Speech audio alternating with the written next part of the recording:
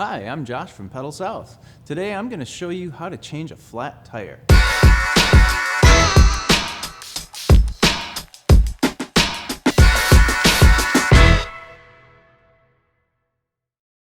We've all been there, whether during a ride or in preparation for one. A flat tire can insert a little frustration into what is otherwise a great day on the bike. Today, I will show you a few easy steps to minimize your time off the bike and get you rolling again. Before we begin, I should mention that there are nearly an infinite number of rim and tire combinations, size standards, different manufacturers, specialty equipment like flat resistant tires and tubes, tubeless systems. This all kind of makes it impossible for me to show you every situation. What I hope to do today is provide you with the basic knowledge and concepts that you can transfer to your unique situation. For our purposes, we will be working with a 700C hybrid tire and an inner tube that uses a Schrader valve, since this is a fairly common configuration. Of course, if you have any questions about your particular equipment, feel free to call us at the shop. We are happy to help. The tools we will need today are tire levers, 3 of them are preferable, and a tire pump. It's sometimes helpful, but not necessary, to have a spray bottle with water in it. Before you begin, you'll need to remove the wheel from the bike. If you have any questions on how this works, check out our how-to video by Sarah that will guide you through this process. Now that the wheel is off the bike, it's time to figure out why your tire went flat. This is necessary because the last thing you want to do is replace your tube only to have it immediately fail because the root cause was never addressed. This is also a great opportunity to inspect the overall condition of your wheel and tire in order to address any small issues before they become big problems. Now it's time to change your inner tube. If you have already identified the cause of the flat and your tire and rim are in good condition, it will be as simple as removing and replacing. If, however, you have yet to find the culprit, you'll want to be a bit more methodical during this process. Step 1. Begin on a flat working surface with the tire completely deflated and the valve cap and locking nut, if you have one, removed. You will need to separate the bead of the tire from the sides of the rim. Many times, this will naturally occur, though sometimes you may need to do this by grasping the tire by the tread and pinching the sides of the tire towards the center of the rim. This process loosens the tire on the rim, making it easier to remove. At this point, you may simply be able to pinch one of the sidewalls and lift it over the edge of the rim. If so, congratulations, you can skip to step 3. If not, let's move on to step 2. Step 2, take one of your tire levers, insert it under the tire just far enough to hook the bead. Be careful not to insert it too far or you'll hook the opposite side of the tire and it will actually make it more difficult. Pry the bead of the tire over the side of the rim. If it comes off easily, you may be able to slide the tire lever around the circumference of the rim, peeling the bead of the tire over the rim in one smooth motion. If the tire is tight enough where you are unable to peel it off, hook the end of the tire lever on one of the adjacent spokes and use a second lever, insert it under the bead close to the first point just beyond where the bead is crossing over the rim. Repeat the lever process. Again, you may attempt to peel the tire. If still too tight, use a third lever on the tire. At this point, the middle lever will fall out due to lack of tension, and you'll be able to repeat this process until the tire becomes loose enough to peel off the rim. Step 3.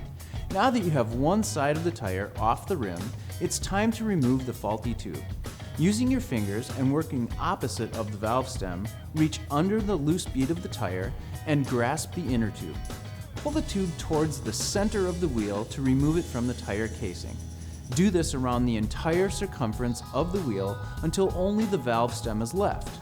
If you have already identified the cause of your flat and your rim and tire are in good condition, you can finish removing the tube with less care. If you are still searching for the cause, you will want to pay close attention to the orientation of your tube, as this will help you during the identification process. Straighten the tube out as best as possible around the outside of the tire. Carefully push the valve stem through the rim into the tire casing by pressing on the end of it. Reach into the tire and carefully pull the valve stem out and lay it on the side of the tire. At this time, your inner tube should be laying flat on the outside of the tire in the same orientation as it was while in the tire. Step 4. Remove the valve cap and locking nut, if equipped with one, from your new inner tube. Using your pump, add a small amount of air to your new inner tube. Just enough to give it some shape, but not so much that it begins to look inflated. Remove the pump. Now locate the hole in the rim where the valve stem goes through. Working from the side of the tire that you removed from the rim, push the tire to the side and insert the valve stem through the hole so that it's pointing towards the center of the wheel, towards the hub. At this time, you may want to put the valve cap or locking nut back on the valve. This is not mandatory, but it may prevent the valve from becoming displaced as you complete the rest of the repair process. Pull the side of the tire over the top of the valve portion of the tube and tuck the tube into the tire casing. Now lay the tube flat around the circumference of the rim. This is to avoid any possible folds or twists in the tube that can cause tube failure when inflated.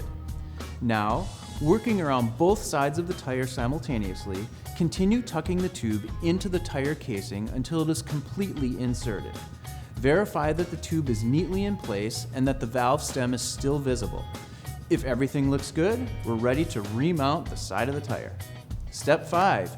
Using your fingers and working opposite the valve stem, begin pushing the bead of the tire back over the edge of the rim and into the rim channel. At first, the tire may not easily stay in place as there is no tension on the bead. Keep working, and as you get more of the tire in place, tension will increase and the process will actually become easier. Note, as you perform this step, be sure that the inner tube does not fall out of place or it will become pinched between the rim and the bead of the tire, causing it to fail. By pushing the bead of the tire to the center of the rim, it will be easier to complete the process. As you get to the last few inches of the tire bead, you will find that tension on the bead will increase quickly. This step can actually range from quite easy, where you're able to slide the bead over, to quite difficult, depending on your wheel and tire combination. If your tire is loose enough, you will be able to grasp the rim and tire with your fingers and using your thumbs, push the bead over the final portion of the rim. If your tire is too tight to finish installing by hand, you will need to use a tire lever to complete the process. Again, verify that the inner tube is tucked safely out of the way inside the tire casing. Using the action of the lever, carefully pry the final portion of the tire bead over the edge of the rim and into the rim channel. Remove the tire lever, and we're almost done. Now we're ready to add air. Before we do, carefully inspect both sides of the tire to verify that the bead is in place and that the inner tube is not protruding out from underneath the bead. If you use the valve cap to hold the valve in place during the installation process, you will need to remove it now. Connect the head of your pump to the valve securely. Be careful not to push it into the casing of the tire. You may find it helpful to push on the valve from the outside of the tire in order to hold it in place while you put the pump head on the valve. Now that you have the pump connected, begin adding air little by little.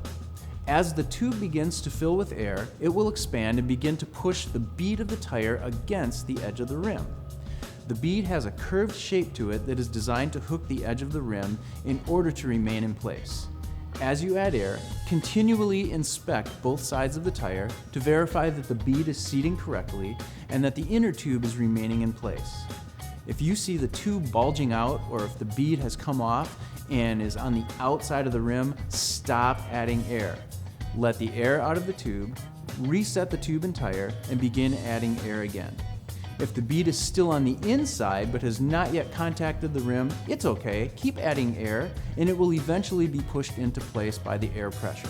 Note, while an air compressor can make this process faster and easier, it is not recommended as it is possible to blow the tire off the rim if it is not placed correctly.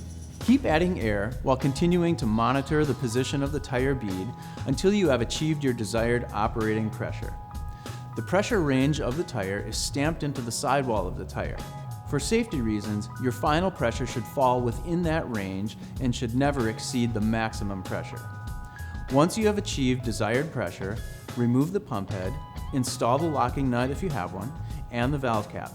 Take a moment to do a final inspection of both sides of the wheel in order to verify that the bead is seated and that the inner tube is not bulging out. If everything looks good, you can reinstall your wheel and you are ready to ride. If you have a chance, practice these steps in the comfort of your home without the pressure of time or the stress of feeling like you are holding up or even missing out on a ride. Like anything, a little familiarity with your equipment and the process involved goes a long ways towards making a tire change when needed go much more smoothly and easily. It also gives you a chance to help someone else out who may need it. I hope you found this video helpful.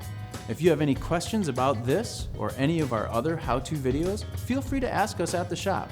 We are at your service. Thanks for watching and have a great ride.